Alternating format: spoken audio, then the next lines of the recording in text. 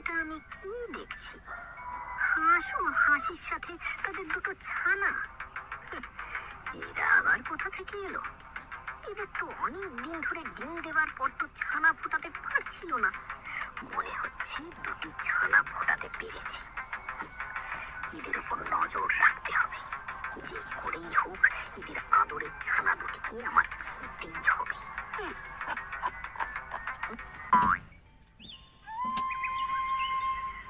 সুন্দরবন জঙ্গলে হাঁস ও হাসি নামে এক হাঁস দম্পতি বাস করত।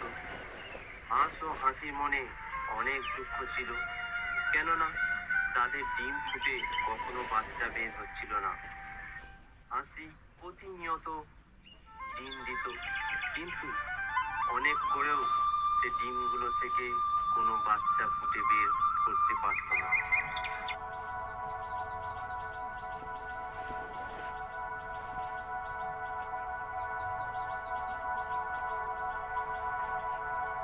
এইভাবে কয়েক বছর কেটে গেল, তবু হাসি তার ডিম ফুটিয়ে কোনো ছানা বের করতে পারেনি। কি গো হাসি, এবার কটা ডিম দিয়েছো? এই তো 4টে ডিম। এত বছর ধরে ডিম দিচ্ছ, কিন্তু এখনো একটা ছানারও জন্ম দিতে পারলে না।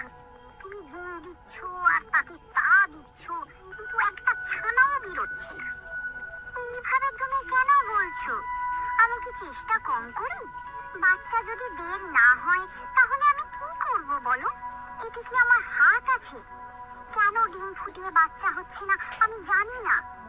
তোমাকে বলবো না তো কাকে বলবো? কোনো এত রাগ করো না, আমিও তো মা হতে চাই। তুমি কোনো চিন্তা করো না গো। এবার আমি 4টে ডিম দিয়েছি। আমার বিশ্বাস এবার আমার ডিম ফুটে বাচ্চা বের হবেই হবে। তোমার কথা যদি সত্যি হতো, সবগুলো ডিম থেকে বাচ্চা হওয়ার দরকার নেই। অন্তত পক্ষে একটা ডিম থেকেও যদি বাচ্চা হতো, তাহলে তুমি মা ডাক শুনতে পেতে, আর আমি বাবা ডাক। হ্যাঁ গো, তুমি প্রার্থনা করো, এবার আমার ডিম ফুটে বাচ্চা বের হবেই হবে। এরপর হাসি তার ডিমগুলোতে তা দেওয়া শুরু করলো।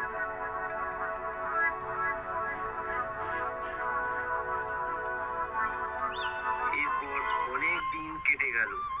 একদিন হাঁস হাসিকে বলল, কি গো হাসি, অনেক দিন তো হয়ে গেল ডিম নিয়ে তায়ে বসে আছো। এতদিনে তো ডিম ফুটে বাচ্চা বের হয়ে যাওয়ার কথা। তাই তো বলছি, এখনো তো ডিম ফুটে বাচ্চা বের হলো না। আচ্ছা থাক, আর বলতে হবে না, আমি সব বুঝে গিয়েছি। এবারও আমাদের ছানা হবে না, এবারও আমি বাবা ডাক শুনতে পারবো না। তুমি কি বলছো? কেন হাসি, তুমি জানো না এটা তো আমাদের সাথে অনেক দিন ধরেই হয়ে আসছে। তুমি ডিম দিয়ে তাতে তা দাও, আর এগুলি কিছুদিন পরেই নষ্ট হয়ে যায়। ডিম থেকে কোনো বাচ্চাই বের হয় না। তাহলে তুমি কি করে বলো ডিম থেকে বাচ্চা বের হবে? এই স্বপ্ন আমাদের দেখাই ভুল। যাই হোক, তবু আমি এবার হাল ছাড়বো না, শেষ পর্যন্ত চেষ্টা করব আমার ডিমগুলোর থেকে বাচ্চা বের হয় কিনা।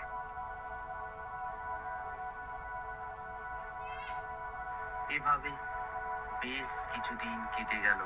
হঠাৎ একদিন হাঁসের 4টে ডিম থেকে 2টি বাচ্চা বের হলো।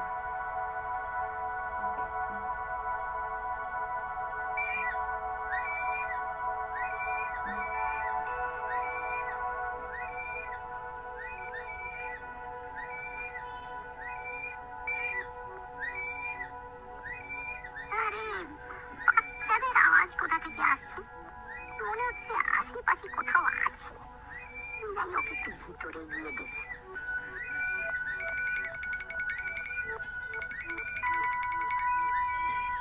কি গো হাসি, ছানাগুলো আবার কোথা থেকে নিয়ে এলে? হ্যাঁ গো, এটা আমাদের বাচ্চা। আমাদের স্বপ্ন আজ সত্যি হয়েছে। এত কষ্টের পর 4টে ডিম থেকে আজ 2টি বাচ্চা বের হয়েছে। কি গো তুমি খুশি হওনি বুঝি? আমি যে কি খুশি হয়েছি হাসি, তোমাকে বলেই বোঝাতে পারবো না।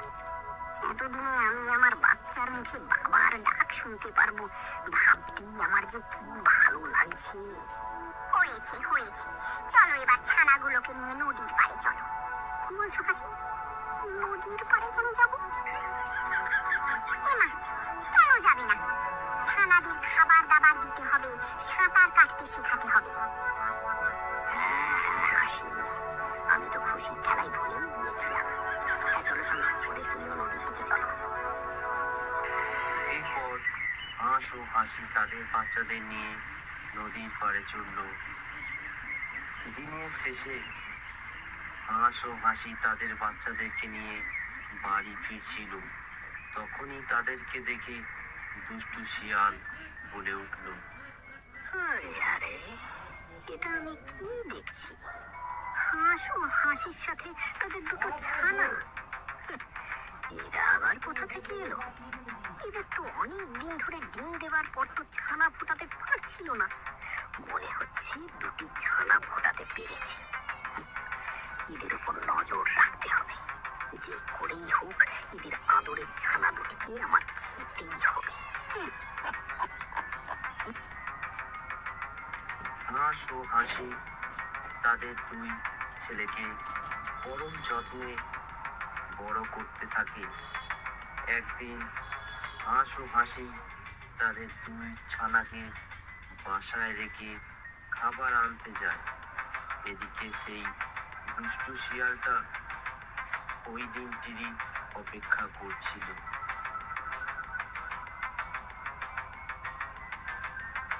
এই তো সুযোগ, আমি এই দিনটির অপেক্ষাই করছিলাম।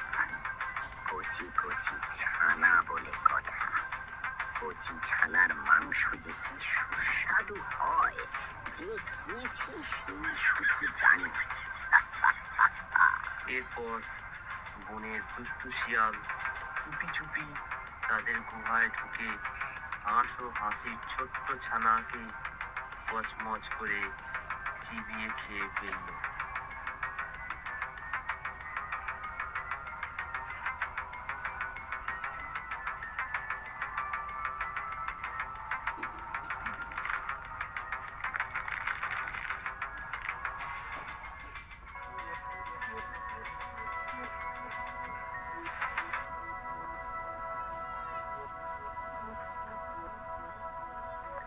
কিছুক্ষণ পর হাঁস ও হাসি খাবার নিয়ে বাসায় ফিরে আসে।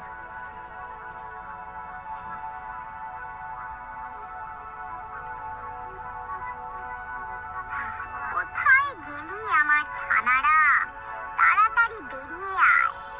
দেখো, তোমাদের মা তোমাদের জন্য খাবার নিয়ে এসেছে। হাঁস ও হাসি কোনো সারা শব্দ না পেয়ে গুহার ভিতরে গিয়ে দেখলো ছানাদের রক্ত সেখানে পড়ে আছে। হায় হায় রে, কে আমাদের এত বড় সর্বনাশ করলো? কে আমাদের বাচ্চা দুটোকে এভাবে খেয়ে গেল?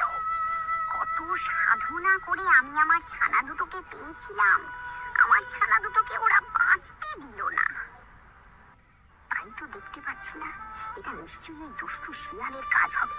এই জঙ্গলে ওই দুষ্টু শিয়াল ছাড়া এই কাজ আর কেউ করতে পারে না। শোনো, যে আমাদের এত কষ্টে পাওয়া ছানা দুটোকে খেয়ে ফেলেছে তাকে তুমি ছেড়ো না। আমাদের ছানা হত্যার কঠিন প্রতিশোধ নিতে হবে। শোনো হাসি, আমরা শক্তিতে এই দুষ্টু শিয়ালের সাথে পারবো না। আমাদের বুদ্ধি দিয়ে কাজ করতে হবে। আমাদের এখন অপেক্ষা করতে হবে। সুযোগ পেলেই দুষ্টু শিয়ালকে উচিত শিক্ষা দিতে হবে। কিন্তু কিভাবে ওই দুষ্টু শিয়ালকে তুমি শাস্তি দেবে বলো? শোনো হাসি, ওই দুষ্টু শিয়াল যেভাবে আমাদের দুটি ছানাকে খেয়ে ফেলেছে, আমরাও ঠিক ওদের ছানাকে খেয়ে ফেলবো। তাহলে শিয়াল বুঝতে পারবে ছানা হারানোর যন্ত্রণা কতটা। হ্যাঁ হ্যাঁ, তুমি একদম ঠিক কথা বলেছ গো। এইভাবে অনেক দিন কেটে গেল। হঠাৎ শিয়ালের ঘর আলো করে একটি ফুটফুটে সুন্দর বাচ্চা জন্ম হলো। আজ আমি অনেক খুশি। আজ আমি পুত্র সন্তানের বাবা হতে পারলাম। জীবনের প্রথম বাবা ডাক শুনতে পারবো। আমার যে কি আনন্দ হচ্ছে। এই বলে দুষ্টু শিয়াল তার সন্তানের খাবার আনার জন্য সে শিকারে বেরিয়ে পড়ে। তখনই হাঁস ও হাসি সেখানে উপস্থিত হয়। ঘর থেকে শিয়ালকে বেরোতে দেখে হাঁস ও হাসি বুঝতে পারে তাদের সন্তানের জন্ম হয়েছে। এইভাবে বেশ কিছুদিন কেটে গেল। তারপর একদিন শিয়াল শিকার ধরতে বেরিয়ে পড়ল। কিন্তু ওখানে একটা ছোট্ট হরিণ ছানা দাঁড়িয়ে আছে, ওই ছানাটাকে ধরতে পারলে আমার ছেলের পেট ভরে যাবে। শিয়ালের এই কথা শুনে হাঁস ও হাসির বিশ্বাস হয়ে যায় শিয়াল ছোট্ট ছানার জন্ম দিয়েছে। তখনই হাঁস ও হাসি দুষ্টু শিয়ালের গুহার দিকে এগিয়ে যায়। সেই সময় শিয়ালিনী গুহা থেকে বেরিয়ে যায়।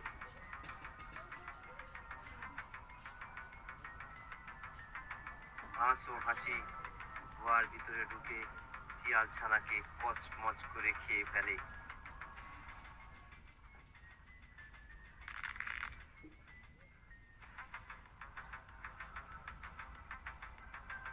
তখন শিয়াল গুহায় এসে দেখলো তার বাচ্চা নেই।